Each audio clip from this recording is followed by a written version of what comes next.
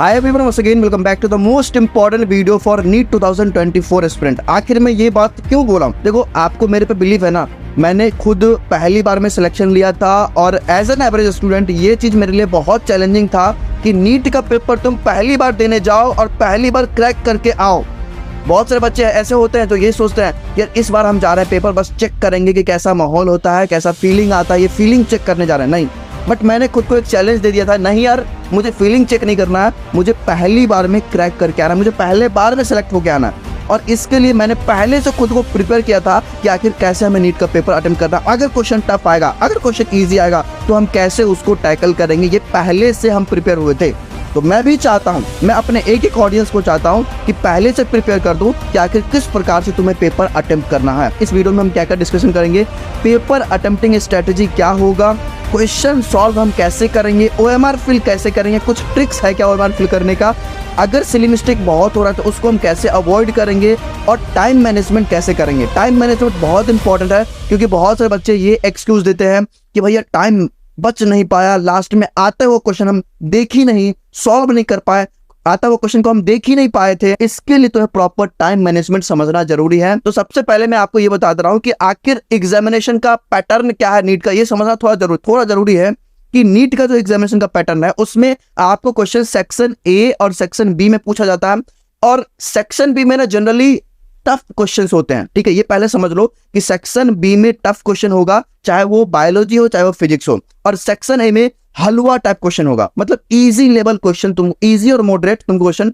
Section A में मिलेगा। अब सेक्शन बी टफ है तो टफ होने के साथ साथ यहाँ पे आपको ऑप्शन भी मिलता है, मतलब 15 क्वेश्चन में से सिर्फ 10 क्वेश्चन आपको सॉल्व करना होता है, 5 क्वेश्चन आपको छोड़ना होता है। और मेरा थोड़ा सा एक्सपीरियंस ये बोल रहा है कि नीट 2024 में जो डिलीटेड सिलेबस है, डिलीटेड सिलेबस से थोड़ा बहुत क्वेश्चन आपको सेक्शन बी में देखने को मिल सकता है, क्योंकि एनटीए ने यहाँ पे एक छोटा सा लाइन लिखा है, ये आप पढ़ लेना। एज अ गुड मेंटर मैं तो कभी नहीं बोलूंगा कि डिलीटेड चैप्टर को तुम छोड़ के ही जाओ, कि यहाँ पे जो एमसीक्यू होगा सेक्शन बी में, ठीक है, यहाँ पे जो लाइन लिखा है एनटीए ने कि सेक्शन बी में जो एमसीक्यू होगा उसमें 10 क्वेश्चन आप जो सॉल्व करोगे, तो अगर आप गलती से 15 भी क्वेश्चन सॉल्व कर रहे तो ओवर स्मार्ट बन के, बट फिर भी आपका स्टार्टिंग का 10 क्वेश्चन ही काउंट करेंगे एनटीए, समझ रहे हो ना, स्टार्टिंग का 10 क्वेश्चन ही काउंट होगा। तो अब मैं आपको ये बता रहा हूं कि पेपर अटेम्प्टिंग स्ट्रेटजी आपको क्या होना चाहिए। जैसे ही आपको नीट में पेपर मिले तो सबसे पहले आपको कंट्रोल करना है अपने आप को, हमें ओवर एक्साइटेड ओवर नर्वस नहीं होना है। इसके लिए आपको क्या करना चाहिए, देखो यार मैंने जो किया था वही मैं आपको बताऊंगा। रियलिटी मेरा यही है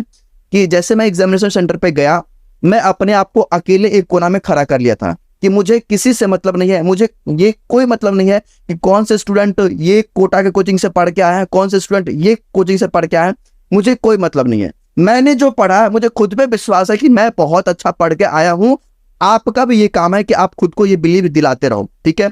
इससे क्या होगा कि आपका थोड़ा सा प्रेशर कम होगा। अगर आपको बोतल ले जाने के लिए बोलता है तो ठीक है, नहीं तो आप जाओ एक बार अच्छे से फेस धो लो और सेट सीट पे आके आप सो जाओ, आराम से सो जाओ। किसी को मत घूरो कि कौन आपकी क्लास में है, क्या है, कौन कितना पढ़ के आया, आप किसी से कुछ डिस्कशन मत करो। आप इतना मान के ये चलो कि आपने सबसे बेस्ट प्रिपरेशन करा है, और आप द एप्रिल बॉय का अगर गुड में सब्सक्राइबर हो तो ये चीज आप जरूर फॉलो करोगे। जैसे ही पेपर मिले, पेपर मिलने के बाद सबसे पहला काम होता है कि आप ओएमआर शीट को अच्छे से फिल करो।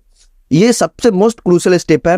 अपना name, registration number, application number, parents detail, हर एक चीज अच्छे से फिल करने के बाद जब आप पेपर ओपन करोगे तो आपको क्या करना है। और ये वीडियो सिर्फ और सिर्फ नीट वालों के लिए नहीं है, अगर आप आईआईटी वाले हैं तो भी इंपॉर्टेंट है, अगर आप नीट 2025 वाले हैं तो भी ये इंपॉर्टेंट है। इस वीडियो में आगे बढ़ने से पहले मैं आपको एक और चीज बता रहा हूं कि अगर आप नीट 2025 या 26 का एस्पिरेंट हो या फिर आईआईटी कैटेगरी के एस्पिरेंट हो, तो ये बात आपके लिए बहुत इंपॉर्टेंट है कि रिसेंटली अभी अनअकैडमी का एक बहुत बड़ा इवेंट हुआ था, आरंभ 2024, जिसके बारे में मैंने आपको बताया भी था पिछले वीडियो में। तो अगर आपने वो इवेंट को अटेंड नहीं करा तो मैं आपको ये बता रहा हूं कि उस इवेंट में आखिर हुआ क्या। अनअकैडमी के जितने भी बैचेस थे उन सारे बैचेस पे बहुत भारी डिस्काउंट हो गया। अगर आप अनअकैडमी का 1 ईयर का सब्सक्रिप्शन लेते हो तो उसका प्राइस आपको 499 लगेगा, जो कि पहले बहुत ज्यादा लगता था। तो मैं आपको थोड़ा सा डिटेल बता रहा हूं कि ऑफलाइन कैटेगरी के जो बेस्ट एडुकेटर्स है वो अब ऑनलाइन में भी पढ़ाएंगे।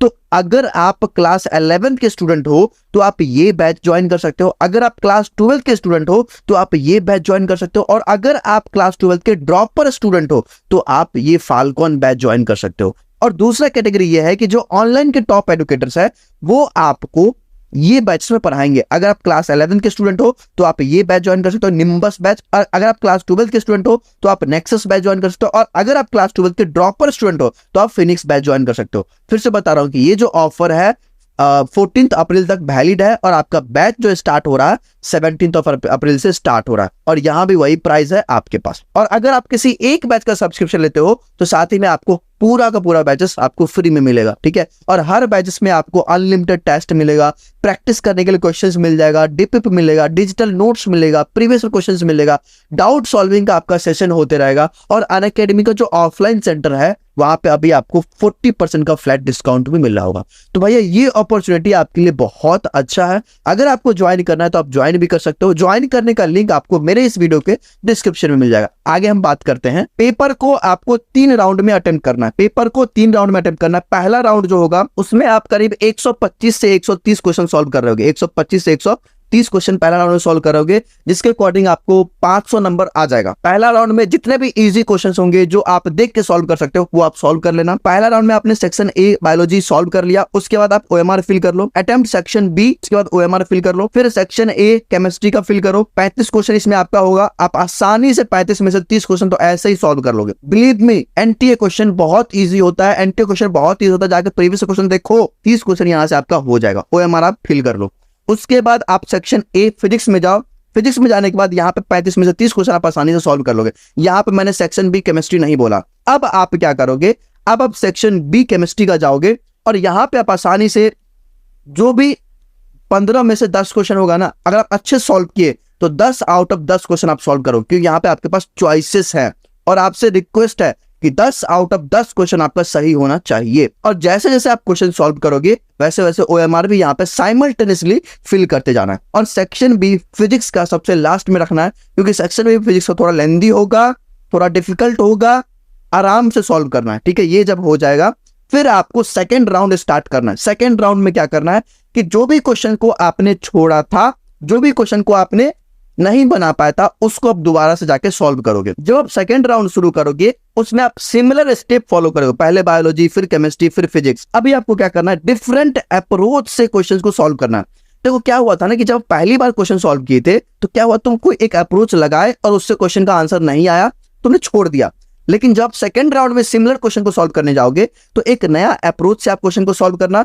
इससे क्या होगा ना कि एक और चीज होता है, बहुत बार ना तुम पूरा पेपर को अटेम्प्ट कर लोगे ना और बीच में तुम्हें थिंकिंग आया फिर कि हाँ वो क्वेश्चन को हम ऐसे सॉल्व कर सकते थे, चलो चलो ऐसे कर सकते हैं, ठीक है। तो पेपर अटेम्प्ट करते समय बीच में तुम्हें थिंकिंग आ जाएगा यार कि हाँ उसको ऐसे कर सकते हैं। या फिर पूरा पेपर जब आप अटेम्प्ट करोगे कहीं ना कहीं किसी न किसी क्वेश्चन में तुम्हें थोड़ा बहुत हिंट मिल जाएगा कि उस क्वेश्चन को भी ऐसे बना सकते हो। वीडियो थोड़ा लंबा जा रहा है मुझे पता है, बट आई रिक्वेस्ट यू पूरा देखना, बहुत कुछ मैं सिखा दूंगा एंड बहुत कुछ तुम सीख के जाओगे, ठीक है।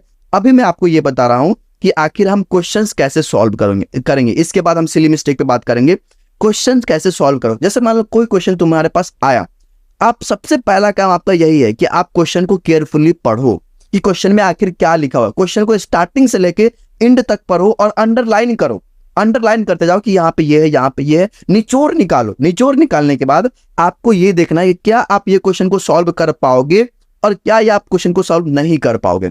ये दो क्वेश्चन आपसे पूछना है। अगर आप क्वेश्चन को सॉल्व नहीं कर पाओगे तो दो चीज आपको करना है, आप क्वेश्चन को या तो सर्कल कर दो आप या स्टार कर दो। अब ये चीज करना आदत बना लो, आदत बना लो। कैसे करना है, सर्कल आप वैसे क्वेश्चन को करो जो आपसे फ्यूचर में भी नहीं बनेगा, मतलब फ्यूचर करने के बाद सेकेंड राउंड थर्ड राउंड में भी नहीं बन पाएगा, उसको आप सर्कल कर दो। और वैसे क्वेश्चन जिसको आप सॉल्व कर सकते हो, टाइम लगेगा थोड़ा, उसको आप स्टार कर दो। अब ये मोस्ट इंपॉर्टेंट स्टेप है टाइम मैनेजमेंट का, तो ये चीज आप करके स्किप करना सीखो, स्किप करना सीखो। ऐसे क्वेश्चन को आपको सेकेंड राउंड थर्ड राउंड में सॉल्व करना है। अगर आप क्वेश्चन को सॉल्व कर पाओगे तो अब आपको ये क्या करना है कि जब भी आप सॉल्यूशन लिखते हो तो आप दिमाग या तो थोड़ा बहुत कैलकुलेशन दिमाग में कर लो, या फिर शॉर्ट फॉर्म में, जितना शॉर्ट हो सके शॉर्ट फॉर्म में आप सॉल्यूशन लिखो और क्लीन एंड क्लियर, ताकि आप वो सॉल्यूशन को दोबारा से आके पढ़ सको।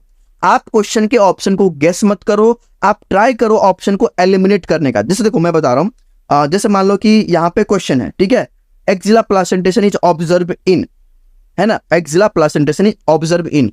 अभी आप ये देखोगे यार कि ये तो नहीं हो पाएगा, ये तो नहीं हो पाएगा, पी में तो मार्जिनल होता है, ये तो होगा ही नहीं पक्का। तो इस प्रकार से ना ऑप्शन को आप एलिमिनेट कर दोगे, और जैसे ही आप ऑप्शन को एलिमिनेट कर दिए तो आपके पास 1 से 2 ऑप्शन बचेगा, तो करेक्ट होने का चांसेस आपका बढ़ जाएगा। ठीक है, तो आप ऑप्शन एलिमिनेशन मेथड यूज करना, और जब भी आप ऑप्शन को टिक करोगे तो आप ये चीज सोचोगे कि यार अदर ऑप्शन तो सही नहीं है ना, अदर ऑप्शन को भी आप क्रॉस चेक करोगे। ठीक है, तो भैया ये एक तरीका हो गया जिस प्रकार से आप क्वेश्चन को अप्रोच कर सकते हो, और ये अप्रोच फिजिक्स, केमिस्ट्री, बायोलॉजी में भी करना है। आप ये सोच लो कुछ क्वेश्चन ऐसा होगा जो टफ है, लेकिन मैक्सिमम क्वेश्चन ऐसा है जो इजी है।